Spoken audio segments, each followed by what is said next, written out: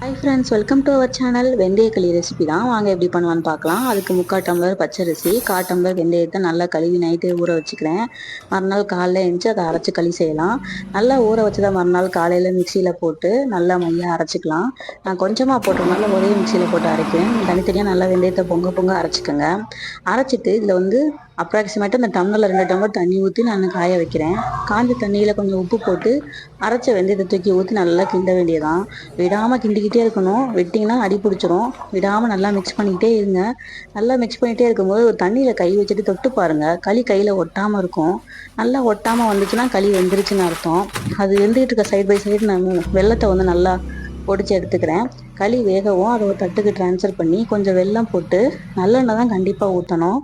நல்லெண்ணெய் ஊற்றி களியை கொஞ்சம் தொட்டு தொட்டு சாப்பிட்டு பாருங்கள். அவ்வளோ டேஸ்ட்டாக இருக்கும். ட்ரை பண்ணிட்டு எப்படி இருக்குன்னு சொல்லுங்கள். தேங்க்ஸ் ஃபார் வாட்சிங்.